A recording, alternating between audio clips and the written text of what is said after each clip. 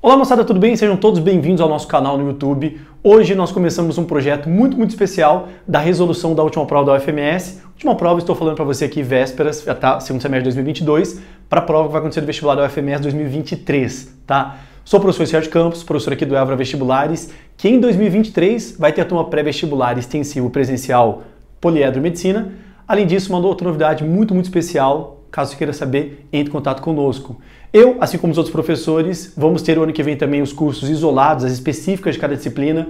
Eu vou ter um curso de linguagens especificamente o ano que vem. E pedir para vocês que, se porventura vocês não têm a prova da UFMS para acompanhar nossa aula, saiba que essa prova está no nosso site. Tranquilos? Queridos, vamos aqui então. Eu vou falar agora da parte de linguagens da prova da UFMS. E a partir dessas últimas provas, o que você pode esperar da prova que vai acontecer agora em dezembro de 2022? Presta atenção. Eu teria para dizer para você duas coisas. O perfil da prova de linguagens, eu posso colocar para você em duas palavras. Você vai ter questões híbridas e você vai ter uma prova muito técnica.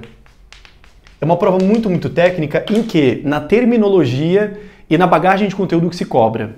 Então, assim, é uma prova que em poucas questões vai mesclar bastante a parte de gramática, uma gramática pesada, em que você precisa dominar os principais itens pantanosos da parte da língua portuguesa, ao mesmo tempo que trabalha em interpretação. Aí você fala assim, professor, beleza, eu sou de São Paulo, eu sou do interior do Paraná, eu sou de Mato Grosso do Sul e eu vou fazer a prova. Todo vestibular tem interpretação. Mas qual que é o perfil de interpretação da UFMS? Hoje, na nossa revisão, tá? Eu vou passar para vocês, assim, duas questões para mostrar como que é a pegada de interpretação. E vou mostrar também como que a gramática é uma gramática pesada. Então vamos juntos, acompanha comigo, tá? Coloquei aqui para vocês os assuntos que mais têm caído nas 3 últimas edições da UFMS, tá? Assuntos que, assim, se você perpassar os 3 últimos anos, caiu ali sempre a questão de gêneros textuais. Na prova de hoje, por exemplo, eu vou falar sobre isso, a parte do que caiu de gênero textual no último vestibular.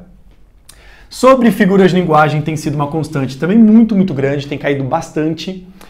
Tempos e modos verbais você pode destacar com muita força, porque esse é o assunto que é a menina dos olhos da FAPEC, a banca que faz a prova da UFMS, para o vestibular. O assunto que todo ano tem caído, o FMS e o EMS, é tempos e modos verbais. Tem caído também, tá, moçada, a parte de termos da oração, período simples, a gente vai ver aqui vocativo, sujeito, tá? Períodos compostos, especialmente, tá, pessoal, oração subordinada substantiva. E é importante, tá, você ter noção de literatura, não somente as obras, e aqui vai minha dica para vocês, tá, moçada?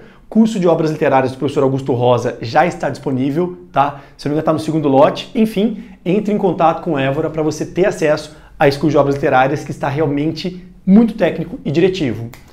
E, pessoal, não somente questão das obras, mas costuma-se cair também a parte das escolas literárias. Nessa última prova, por exemplo, colocou sobre arcadismo, romantismo, e você percebe as características dessas escolas literárias. Então, beleza. Mapeei para vocês aqui, basicamente, os assuntos mais importantes, e nesse instante, vou começar a fazer a prova com vocês. Vamos lá. Estou com a prova da UFMS em mãos. Mais uma vez, se você não tiver essa prova, entre no nosso site, você tem a prova e o gabarito oficial. E acompanha comigo, moçada. Olha só.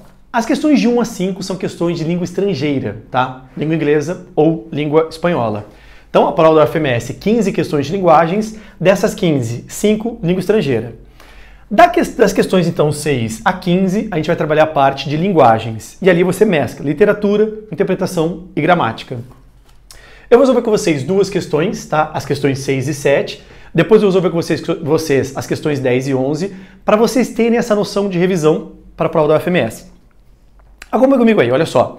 As questões 6, 7 e 8 avaliam conhecimento sobre diferentes itens do conteúdo previsto para a prova e tomam como referência o seguinte texto. Veja aí comigo o texto, tá? Mulher proletária. Mulher proletária, única fábrica que o operário tem, fábrica de filhos. Tu, na tua superprodução de máquina humana, forneces anjos para o Senhor Jesus, forneces braços para o Senhor burguês. Mulher proletária, o operário, teu proprietário, há de ver, há de ver. A tua produção, a tua superprodução, ao contrário das máquinas burgueses, salvar teu proprietário. Você viu que o poema foi um poema do Jorge de Lima. Aí é muito interessante você recorrer à sua bagagem literária, tá? De você entender que assim, tá, moçada, todo o texto faz parte de um contexto. Todo. todo texto se insere em um contexto. E aí o que é importante você saber? Caramba, Jorge de Lima. Pô, Jorge de Lima, segunda fase do modernismo. Segunda fase modernista, caramba, ele era contemporâneo ali com Carlos Drummond de Andrade. Na segunda fase, 1930 a 45, um período muito conturbado. No Brasil tinha a ditadura Vargas, aí no mundo, de 39 a 45, a Segunda Guerra Mundial. Então assim, você tinha temas e poemas que faziam muitas contestações sociais. Era muito comum a veia social nesse período literário. E aí que você, mulher proletária, a única que o proprietário tem na sua superprodução humana, produz braços para o patrão, é patrão que ele fala? O senhor burguês, anjos para o Senhor Jesus. Aí, legal. Agora, olha que interessante, moçada. Em alguns momentos, a prova de linguagens da UFMS se assemelha ao Enem. Essa questão número 6 é muito parecida com o Enem, por quê? O que é o Enem, tá? Você vai fazer a prova do Enem. É muito interessante que na prova de linguagens, eu falo muito para os alunos que o enunciado da questão ele é muito importante porque ele vai te dar uma pista e depois ele vai dar o golpe final. Aí que ele faz a pergunta. E essa questão número 6 fez isso. De repente assim, puxa, professor, você contextualizou aí, mas eu teria lido e eu não teria entendido nada disso. A questão facilitou sua vida. Porque olha o que o comando da questão 6 diz. A poesia de Jorge de Lima articula aspectos do período histórico e de experiências vividas pelo homem, convertendo-os em matéria de muitos de seus escritos, como é o caso do poema Mulher Proletária, de 1932, mesmo ano do reconhecimento legal do trabalho feminino, que viria a ser regulamentado pela Constituição de 1934. Então olha que legal, Mulher Proletária. Caramba, foi no ano que a mulher conseguiu o direito de trabalho. Bacana. Considerando o contexto, ele te deu o contexto, ele te deu a pista. Mas, ó, você viu o poema e eu ofereci para você uma informação privilegiada.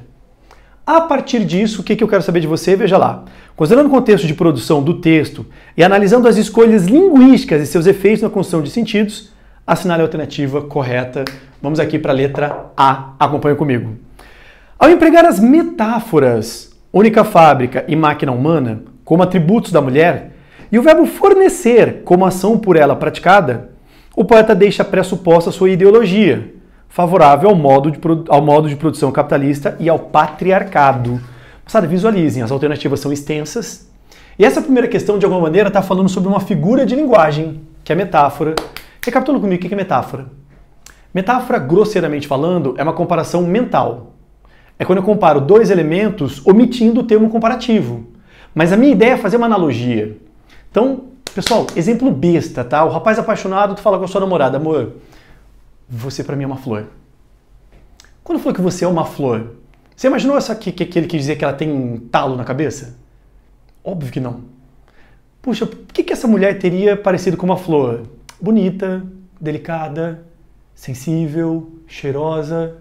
Então, caramba, você é uma flor. Ao pé da letra não é uma flor, mas é uma metáfora, é uma comparação mental. Quando ele disse, aí no texto para você, as metáforas única fábrica e máquina humana como atributos da mulher, tema do poema, mulher proletária. Mulher proletária, você é a única fábrica que o operário tem. Mulher, você é como se fosse uma única fábrica. E depois ele fala ali, máquina humana, mulher proletária como uma máquina humana, porque a máquina produz e essa mulher produz. Aí veja lá, como os atributos e o verbo fornecer como ação por ela praticada, o poeta deixa pressuposto sua ideologia, favorável ao modo de produção capitalista e patriarcado. Peraí, beleza. Usou uma expressão metafórica. A mulher é como se fosse uma única fábrica, a mulher é como se ela fosse uma fábrica humana, porque ela produz filhos, né? E ela fornece. Beleza, até aqui beleza que foi uma metáfora. Mas a partir disso, queria dizer que ele é favorável ao capitalismo e ao patriarcado? Aí foi um problema de interpretação que nós chamamos que é a extrapolação. O que é extrapolar? É você ver a alternativa falar de uma coisa que não tem consistência no que você leu da alternativa, do que você leu no texto. Então assim, professor, não, isso aqui não tem a ver com capitalismo, que ele é favorável ao capitalismo, tá? Falso. E outra, né, professor, de repente se você falar assim, mulher proletária, é a única fábrica que o proprietário tem. Cara, você tem uma crítica aí, ele está falando de burguês, está tendo uma linguagem que questiona a questão do capitalismo. Então, muito falso a letra A. Tenta a letra B. Na primeira estrofe, ao usar na função de sujeito a expressão mulher proletária, na terceira pessoa, retomada pelo pronome tu, na segunda pessoa, o lírico representa a mulher como um ser sem direito à individualidade, portanto, assujeitada ao marido e ao patrão. Meus queridos, olhem para mim aqui, presta atenção. Uma dica muito importante na prova de linguagens, tá? Como você tem alternativas extensas, longas, fica muito capcioso, é muito perigoso. Sugestão minha para você na prova da UFMS. Julgue as sentenças separadamente. Ele começou falando o seguinte, na primeira estrofe, ao usar na função de sujeito a expressão mulher proletária. Primeira sentença para você julgar. Foi sujeito? Mulher proletária, única fábrica que o proprietário tem. Fábrica de filhos. Tu, na tua sobreprodução humana, forneces... Moçada, mulher proletária não está sendo sujeito de nenhum verbo. Se você for pensar, moçada, o tu forneces. Quem é que forneces? Tu. Beleza, tu é sujeito. Agora, mulher proletária não é um sujeito. Mulher proletária, única fábrica que o proprietário tem. Tu, na tua sobreprodução. Depende se mulher proletária está sendo um chamamento. Quando você chama alguém, qual a função sintática disso? Professor, isso é um vocativo. Muito bem, isso é um vocativo, tá? Então está falso a letra B. Nem adianta você se esmerar em querer entender, porque a primeira sentença já está errada. Contaminou toda a alternativa. Joga fora a letra B. Sem medo, joga fora. Teve certeza, joga fora. Letra C, acompanhe comigo. Deixa eu virar aqui. Na primeira estrofe, o uso da expressão mulher proletária na função de vocativo e o emprego de tu na função de sujeito da frase, associado aos verbos fornecer e salvar, concorrem para produzir efeitos de desreificação e de valorização da mulher trabalhadora. Vamos com calma, que tem uma palavra aí que deu uma quebrada. Pessoal, mulher proletária, ele falou que era um vocativo. A gente acabou de ver que sim. Confirma então que a letra B estava inválida e, opa, beleza, é um vocativo sim. Quem é que forneces? Tu forneces. O tu está na função de sujeito. Massa, bacana. Aí ele vai falar o seguinte, moçada. O uso de mulher proletária como vocativo e de tu na função de sujeito, associado ao verbo fornecer e salvar, tá? Fornecer e salvar são verbos de viés positivo, né? Concorrem para produzir efeitos de desreificação e valorização da mulher trabalhadora. Você fica assim, porra, professor, desreificar? Não sei o que é essa palavra. Quando você não souber, o que você faz com a alternativa? Nada. Deixa aí. Venha para a letra D. Suspende a letra C. Vamos para a letra D. Pelo uso das iniciais maiúscula e minúscula em Senhor Jesus, maiúsculas, e Senhor Burguês, minúscula, o poeta representa seu posicionamento em defesa da fé cristã como sustentação ideológica, defendendo, assim, a representação bíblica da mulher como responsável pela geração de filhos. De novo, viajou. Extrapolou. Quando ele falou Senhor Jesus com as iniciais maiúsculas, Senhor Burguês com a minúscula, quer dizer que ele defende a fé cristã? Não, ele está obedecendo uma regra gramatical. Somos de uma cultura cristã em que determina na linguagem que, caramba, Deus, Jesus, iniciais maiúsculas. São divindades, nomes próprios de divindades. Não quer dizer que ele está defendendo a fé cristã. Falso, aí forçou, tá? E veja a letra E. Ao mesmo tempo em que, pelo uso metonímico de braços, denuncia a exploração do ser humano pelo capitalismo, vamos aqui rapidão, ó. Metonímico, metonímia. De novo, recorrendo ao seu domínio de figuras de linguagem. O que é metonímia? Metonímia é quando você tem uma relação óbvia entre dois elementos. A metonímia tem vários casos, tá? Autor pela obra, continente pelo conteúdo. Esse daí é aquele da parte pelo todo. Se porventura eu chego para vocês e falo, moçada, olha só, ali na sala de aula, muitas cabeças pensantes. O que eu estou querendo dizer? Eu estou querendo dizer que não são cabeças, são pessoas, porque as pessoas têm cabeças. De repente eu falo para vocês, olha só, o meu pai é um cara muito rico. Ele disse para mim que tem umas 10 mil cabeças de boi. Você não fez uma ideia idiota de que o seu pai tem as cabeças de boi. O que ele quis dizer? Seu pai tem os bois, 10 mil bois. Parte pelo todo. Quando ele falou assim que você produz braços, caramba, você produz pessoas. Isso é uma metonímia? Sim. Então vamos lá, letra E. Essa primeira sentença é verdadeira. Ao mesmo tempo em que, pelo uso metonímico de braços, denuncia a exploração do ser humano pelo capitalismo, a voz de Olir constrói uma imagem negativa da mulher como mera espectadora, adver, que se contrapõe à imagem positiva do homem como seu proprietário. No texto, quando ele falou do adver, Se você observar ali, moçada, o teu proprietário há de ver. Não é a mulher que vai ver. E outra, tá, moçada? Ele está colocando que a mulher é uma imagem negativa e o homem é uma imagem positiva? Não. Letra E é falso. Correto aí, gabarito oficial ficou com a letra C. Moçada, aqui que pega o que eu falei para vocês, que a FAPEC ela coloca uma questão híbrida, ela misturou figura de linguagem, termo da oração, e ela é técnica porque, caramba, usa umas palavras que você fica, simplifica. Reificar significa coisificar, tornar coisa. Então, às vezes, de repente, tá, moçada, sei lá, o sentimento do amor, quando ele é coisificado, ele é transformado em produto, em sonho, enfim. Desreificar, tá? O ser humano, por exemplo, quando ele vira um instrumento, ele vira uma coisa, você é uma mão de obra e pronto, você só tem direito de ser isso, não tem direito de ser humano. Reificar, reificação é coisificar, é transformar em coisa, transformar em produto. Aí você tem esse prefixo negativo, do des. O que seria então desreificar? Tirar o caráter de coisa. E olha só na letra C.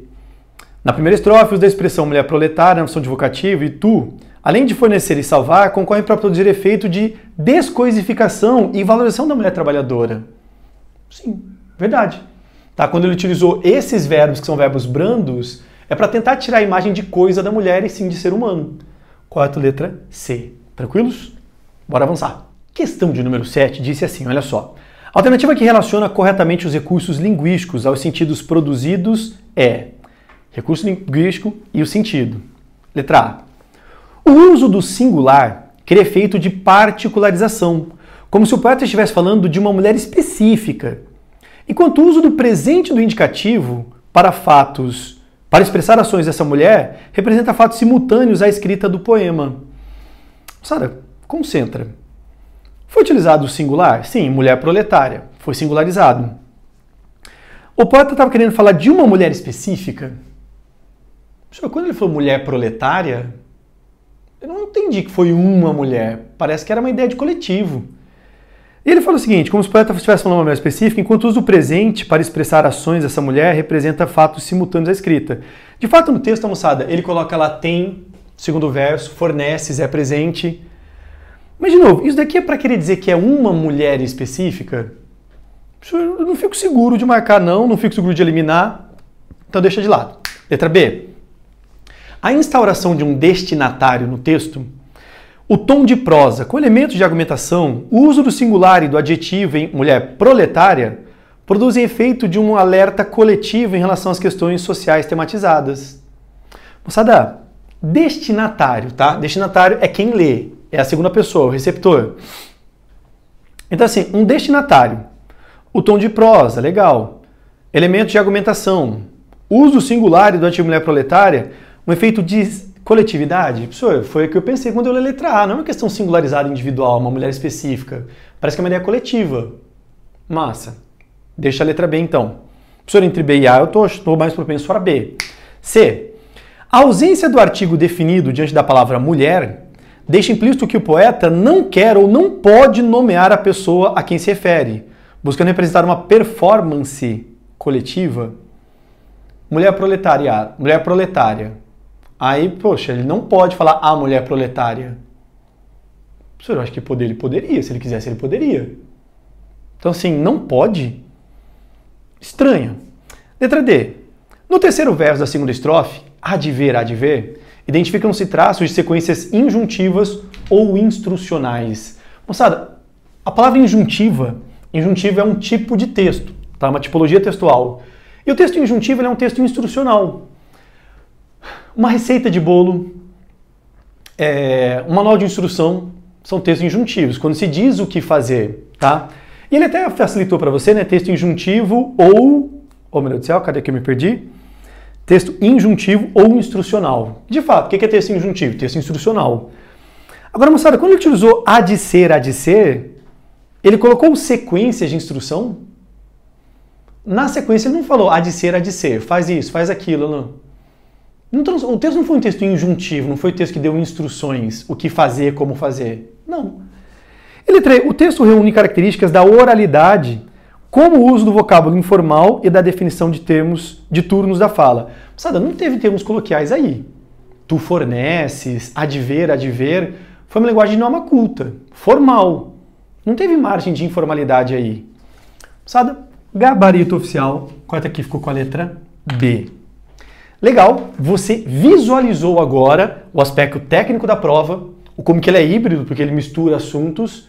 E agora eu vou fazer mais duas questões para a gente finalizar a revisão dessa prova. Olha só. E queridos, último texto agora que eu quero mostrar para vocês, dá uma olhada lá, é o texto para as questões 10 e 11, que o FMS diz assim: considere o seguinte enunciado para responder as questões 10 e 11. Veja aqui como você vai ver uma gramática pesada. Olha lá. Ressaltou-se na Conferência Geral da Organização das Nações Unidas para a Educação, a Ciência e a Cultura, em sua 33ª reunião, celebrada em Paris, no ano de 2005, que a diversidade cultural, ao florescer em um ambiente de democracia, tolerância, justiça social e mútuo respeito entre povos e culturas, é indispensável para a paz e a segurança no plano local, nacional e internacional, o que celebra a importância da mesma para a plena realização dos direitos humanos e das liberdades fundamentais proclamadas na Declaração Universal dos Direitos do Homem e em outros instrumentos universalmente reconhecidos. O texto ele foi meio chato no começo, tá, moçada? Eu fiz questão de transcrever aqui para vocês, porque ele foi colocando muita expressão entre vírgula, né?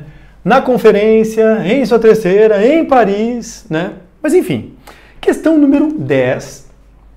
A questão de número 10 perguntou para você o seguinte. Me ajudem. Assinale a alternativa que traz informação correta sobre as relações de coesão, referencial e sequencial, e de sentido estabelecidas no texto. Mais uma questão para você entender como que a parte de interpretação e gramática são cobradas na prova da UFMS. Olha só a letra A. A palavra mesma retoma a paz e a segurança. Fiz questão de escrever aqui para poder te mostrar. A palavra mesma está aqui. Vamos lá. Ressaltou-se na Conferência da ONU, realizada em Paris em 2005, que a diversidade cultural, ao florescer em um ambiente de democracia, é indispensável para a paz e a segurança, o que celebra a importância da mesma. Ele falou para você que essa palavra mesma fez menção a paz e segurança. Concentra aqui para mim. Olha só. Se você está usando o elemento referencial, que está retomando um termo anterior, você tem que manter as concordâncias de gênero e número. Paz e segurança, ambos estão no feminino. Então, beleza. Mesma, tranquilo. Só que percebe que aqui você tem um termo aditivo. É a paz e a segurança. Suponhamos que fosse o pronome ela. A paz e a segurança, o que celebra a importância dela ou delas. Pô, professor, se eu estou falando de paz e segurança, deveria estar no plural. Então, se a palavra mesma concordasse com paz e segurança, deveria ser plural, o que celebra a importância das mesmas para a realização dos direitos humanos. Agora, professor, então, de quem que ele estava falando? Qual foi o referente textual anterior, feminino singular? Paz e segurança... Qual que era o assunto? Ressaltou-se que a diversidade cultural... A diversidade cultural, tá? Ela tem importância para a realização dos direitos humanos. Então, tá? Não foi com o termo anterior, tá? Paz e segurança, porque se fosse, era para estar no plural. Falso a letra A.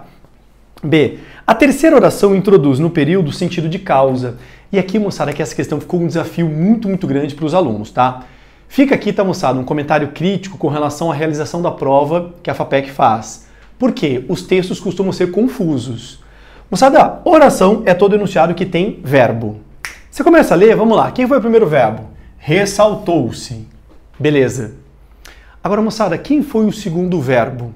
Olha que tenso o que aconteceu aqui, tá? Celebrada. Quando ele falou ali, ao florescer. Cadê, meu Deus do céu? Ao florescer. E depois ele colocou o indispensável. Queridos, concentra. Ressaltou-se e são dois verbos. Legal, você não vai ter dúvida, porque são dois verbos que estão conjugados normalmente. Aqui é uma coisa delicada, porque isso aqui é o que a gente chama de oração reduzida. Ao florescer, equivale à oração desenvolvida quando floresce. Isso aqui, olha só como a coisa é pesada. Seria uma oração subordinada adverbial temporal reduzida de infinitivo. Nossa, professor, mas a prova não cobra isso como ela cobra. Dos pouquíssimos vestibulares do Brasil que cobram orações reduzidas, a UFMS e o UEMS cobram, especialmente o UFMS, cobra muito oração subordinada reduzida. Aqui, sem dúvida, é uma oração subordinada adverbial temporal reduzida de infinitivo. Agora, a questão seria ambígua de considerar isso aqui como uma oração ou não. Porque aqui poderia ser uma oração reduzida também. Ressaltou-se na conferência da ONU, celebrada. Depende se eu poderia desenvolver em que maneira. Que foi celebrada em Paris. Aí seria uma oração subordinada, adjetiva, explicativa, reduzida de particípio. Professor, quando eu vi aqui celebrada em Paris, para mim está explicando sobre a conferência. Para mim seria um aposto. Aí que está o pulo do gato. Isso aqui pode ser um aposto.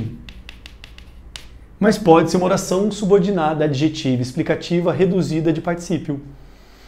Qual o detalhe? Eita, professor, beleza. Pode ser que então a terceira oração seja aqui, ao florescer. Ao florescer é a ideia de tempo, não de causa. Então estaria errado. Agora, professor, se isso daqui foi só um aposto, não for uma oração, então o terceiro verbo, a terceira oração seria aqui. É indispensável, não traz valor semântico. O fato é que, moçada, valor de causa, nenhuma oração aqui dá ideia de causa, nenhuma. Então aqui tá, moçada, a gente passou raspando em uma questão que poderia ser muito espinhosa e ainda bem que não foi. Não há oração nenhuma aqui dando ideia de causa. Joga fora a letra B. C. Olha aqui onde vem a veia gramatical da prova. O pronome relativo que, em o que celebra, retoma plano. Moçada, essa é uma das partes que eu sempre falo para os alunos que é extremamente delicada, extremamente. Queridos, todas as vezes em que você vir as expressões o que, a que, os que, as que, o que você vai pensar? Esse termo anterior é um pronome relativo. Desculpa, esse aqui é um pronome demonstrativo. E o que vai ser um pronome relativo. Sempre que vocês virem essa expressão o que, a que, os que ou as que, equivale à ideia aquele que, ou aquilo que, ou aquela que. Professor, eu não entendi. Olha aqui. Depois eu falo para vocês, ó, moçada, o que eu disse para vocês na aula da semana passada não se aplica o que eu disse, aquilo o qual eu disse. Se eu dissesse assim, moçada, tem várias oportunidades na sua vida. A que vier quando você for adulto, aquela a qual vier. Sempre nessa combinação o que, a que, os que, as que, esse primeiro é um pronome demonstrativo, equivale àquele, aquela e aquilo, e aqui vai ser um pronome relativo, equivale ao qual ou a qual. Na frase, tá? É indispensável para a paz e a segurança o que celebra, aquilo, o qual. E o pronome relativo ele sempre se refere ao termo anterior. Então esse pronome relativo que está ligado a esse pronome demonstrativo o, que equivale a aquilo ou aquele, tá? Então, o que ele disse ali para você, moçada? O que celebra retoma plano. Não. Isso aqui retoma aquilo. Tranquilos? Olha só, moçada. Na letra D, a última oração do período tem valor explicativo. A última oração está aqui. O que celebra. E ele fala que tem valor explicativo e seu sentido é de generalização. O que ele está cobrando aqui? De novo, período composto. Oração subordinada adjetiva.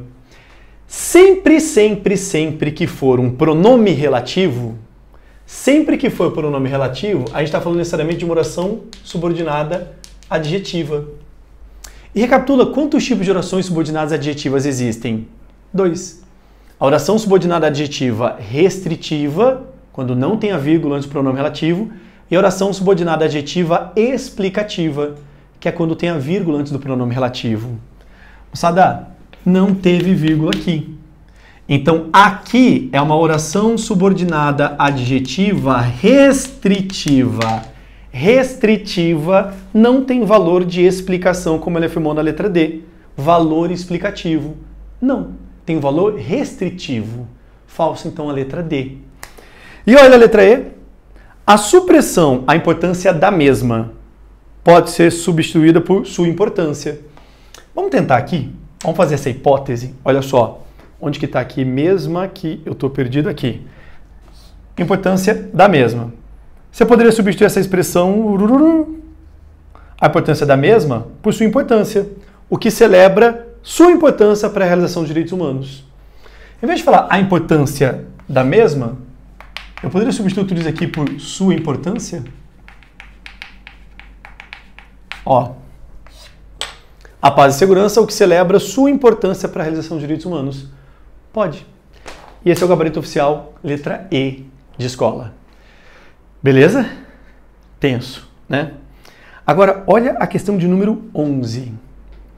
Esta questão avalia conhecimentos sobre análise linguística, relações sintáticas. Assinar a alternativa que analisa corretamente a oração subordinada substantiva, que é a diversidade cultural indispensável para a paz e segurança, lá. Pessoal, olha aqui. Ele já disse para você que isso aqui é uma oração subordinada substantiva, que é a diversidade cultural. Quem foi o primeiro verbo? Ressaltou-se. E aqui, moçada, a questão foi muito pesada. Muito pesada. Porque ela colocou dois itens extremamente perigosos na língua portuguesa. Se e o que? Queridos, prestem atenção. Na Conferência Geral da ONU, essa expressão entre vírgulas é um advérbio de tempo. Moçada, advérbio de tempo não interfere para a oração principal. Eu poderia arrancar. Em sua 33ª reunião. Outro advérbio. Você pode tirar. Celebrada em Paris. Advérbio de lugar. A frase que realmente interessa para nós está aqui. Agora, entenda o que é a prova de linguagens da FAPEC. Ressaltou-se que a diversidade cultural é indispensável.